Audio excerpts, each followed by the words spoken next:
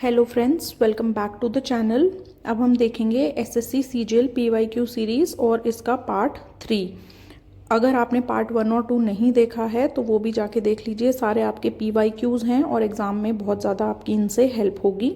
अगर आपको चैनल अच्छा लगे, कंटेंट अच्छा लगे तो प्लीज़ इसको लाइक, शेयर और सब्सक्राइब ज़रूर करें। सो पार्ट 3 का क्वेश्चन नंबर 1 है, which of the following cups trophies is not related to Indian domestic cricket.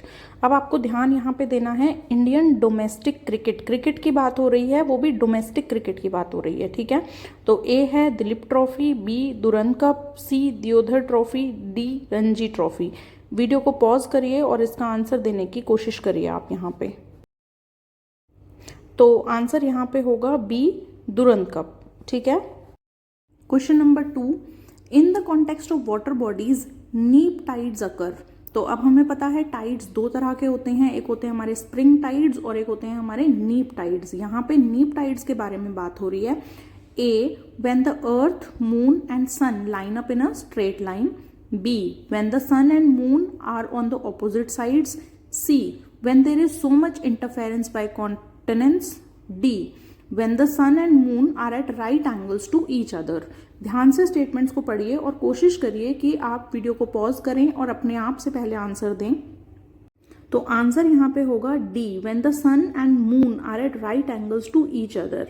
अर्थ के रेफरेंस में अगर आप देखोगे, जब कि सन और मून जो है एक दूसरे से, जब एक दूसरे की रेफरेंस हम लेते हैं सन और मून की, तो वो दोनों जब राइट एंगल पे होंगे तो हमारे नीप टाइड्स जो हैं वो अकर होंगे।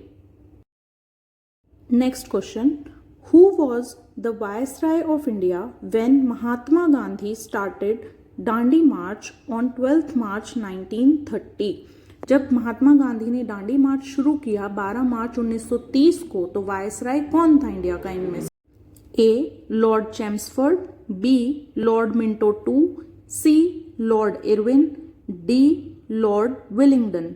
वीडियो को पॉज कीजिए और आंसर देने की कोशिश कीजिए। तो इसका आंसर यहाँ पे होगा सी, लॉर्ड इरविन। चलिए अब हम थोड़ा सा एक बार जो है डांडी मार्च के बारे में देख लेते हैं।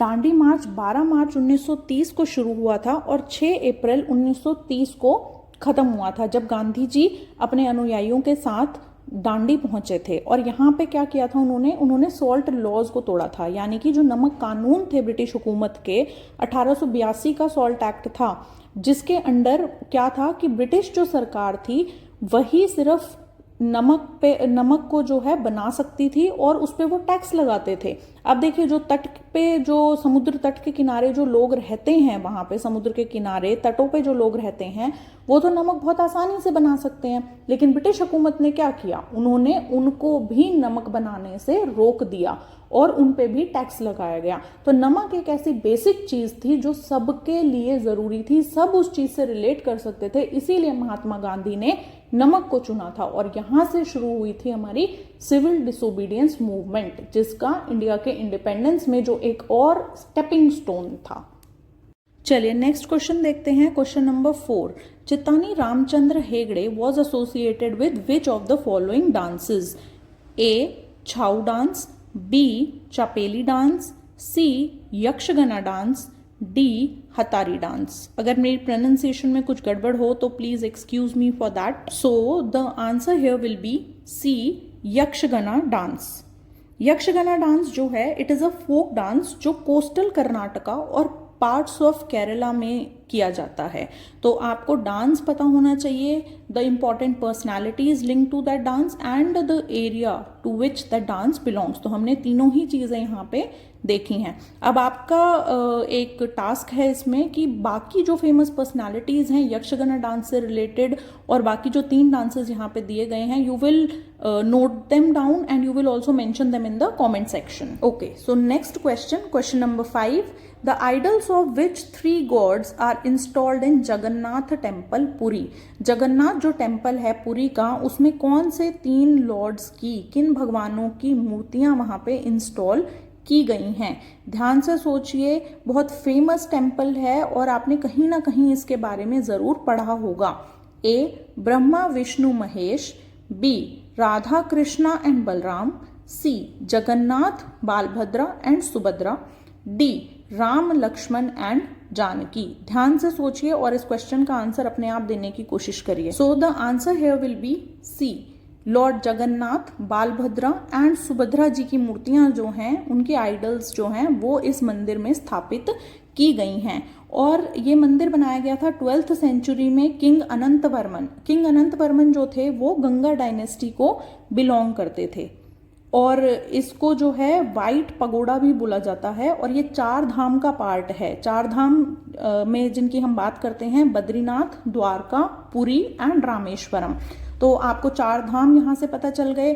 कौन कब बनाया गया था? 12th सेंचुरी में किंग अनंत वर्मन ने बनवाया था और ईस्टर्न गंगा डायनेस्टी के जो हैं वो किंग थे और वाइट पगोड़ा भी इसको बोला जाता है। तो ये सारे इंपॉर्टेंट फैक्ट्स हैं। कौन से आइडल्स यहाँ पे हैं वो हमने देख ही लिया। ये सारे इंपॉर्टेंट फैक्ट्स आप नोट डाउन कर लीजिए और इनको कंटिन्यूअसली बार बार रिवाइज कीजिए कि एग्जाम में अगर आते हैं तो you can answer the questions. So the next question is question number 6. Anna Chandi, the first Indian woman to serve as a judge at a high court, was appointed in which high court? ये appointed होगा, it will be A. तो ये कौन से high court में इनको appoint किया था? A West Bengal, B Kerala, C Tamil Nadu, D Andhra Pradesh. So the answer here will be B Kerala. Next question, which article of the Constitution of India expressly provides that the president is eligible for re-election? कौन सा ऐसा article है जो ये बताता है कि जो सिटिंग प्रेसिडेंट हैं वो दोबारा से री इलेक्शन के लिए नॉमिनेशन फाइल कर सकते हैं? A article 58, B article 56, C article 59 या D article 57। So the answer here is D Article 57. Next question, question number 8. In which of the following cities did Mahatma Gandhi lead the peasant movement against the imposed indigo cultivation by the British planters? जो आपको ध्यान होगा, थोड़ा सोचिए कि Indigo cultivation से related जो सत्याग्रह हुआ था वो कहाँ पे हुआ था? अंग्रेज फोर्स करते थे पेजेंट्स को कि वो इंडिगो कल्टीवेट करें। A Kheda, B Gorakhpur, C Bardoli, D Champaran. Pause करिए वीडियो को एंड उसके बाद सोचिए इसका आंसर क्या होगा एंड देन देखिए क्या है answer. So the answer here will B D Champaran. Champaran में जो है 3 कठिया सिस्टम था, इसके अगेंस्ट 1917 में गांधी जी ने सत्याग्रह किया था और ये फर्स्ट सत्याग्रह था जो महात्मा गांधी ने इंडिया आने के बाद किया था। राजकुमार शुक्ला जो है वो गए थे महात्मा गांधी के पास उनको चंपारण बुलाने के लिए और उसके बाद जो है वहां पे महात्मा गांधी ने सारी चीजें समझी थी और जो ब्रिटिश प्लांटर्स थे अल्टीमेटली उनको बात सुननी पड़ी थी। ठीक है, तो ये 3 कठिया सिस्टम जो है इसके बारे में आप लोग पढ़ेंगे। ये बहुत इंपॉर्टेंट एक सिस्टम है, ये बहुत बार एग्जाम में पूछा भी जाता है। नेक्स्ट क्वेश्चन है question number 9। According to the ashram system of Vedic life which of the following was the third stage of life? Vedic life का जो आश्रम सिस्टम था उसके हिसाब से तीसरी स्टेज कौन सी है? A गृहस्था, B संन्यासा, C ब्रह्मचर्य, D वानप्रस्था। वीडियो को पॉज करिए, सोचिए एंड उसके बाद आंसर देखिए आगे। सो आंसर यहाँ पे जो है वो है D वानप्रस्थ। वानप्रस्थ जो है वो थर्ड स्टेज है। ये होती है ब्रह्मचर्य, गृहस्थ, वानप्रस्थ और संन्यास। ये ऑर्डर है, इस ऑर्डर को याद रखना है। अब इसने थर्ड स्टेज पूछी है, वो फर्स्ट पूछ सकता है, सेकेंड, फोर्थ, कोई भी, तो आपको ऑर्डर याद होना चाहिए, ब्रह्मचर्य, गृहस्थ, वानप्रस्थ और संन्यास। नेक्स्ट क्वेश्चन है question number 10। Which of the following schemes enables students mobility across higher education institutions? कौन सी ऐसी स्कीम है जो स्टूडेंट्स को मोबिलिटी जो है वो एक्सेस कराती है हायर एजुकेशन इंस्टीट्यूशंस में? मतलब आपने आज एक इंस्टीट्यूट में एडमिशन लिया तो वहाँ का जो क्रेडिट्स हैं आपके वो नेक्स्ट में आपको शो हो जाएंगे और फिर वो सारे क्रेडिट्स जो हैं वो आपके कलेक्ट होते जाएंगे। ठीक है, तो ए है National Educational Technology Forum, B PM Ummeed scheme, C Structured Assessment for Analysing Learning Levels that is Safal and D is Academic Bank of Credits. तो आंसर जो होगा यहाँ पे that will be D Academic Bank of Credits. अब Academic Bank of Credits क्या है? Ministry of Electronics and IT information technology और Ministry of Education का ये इनिशिएटिव है और it has been proposed under the new education national education policy जो हमारी 2020 आई है। और ये क्या करते हैं, इसके अंडर क्या है, रिकॉर्ड है ये एक तरह से जो स्टूडेंट्स के एकेडमिक क्रेडिट्स हैं उनका।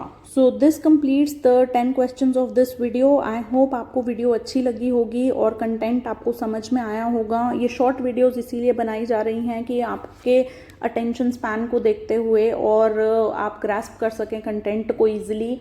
तो सारी आप देखते जाइए जो पूरी सीरीज़ है। And please like, share and subscribe the channel, share these videos with your friends also so that they can help them.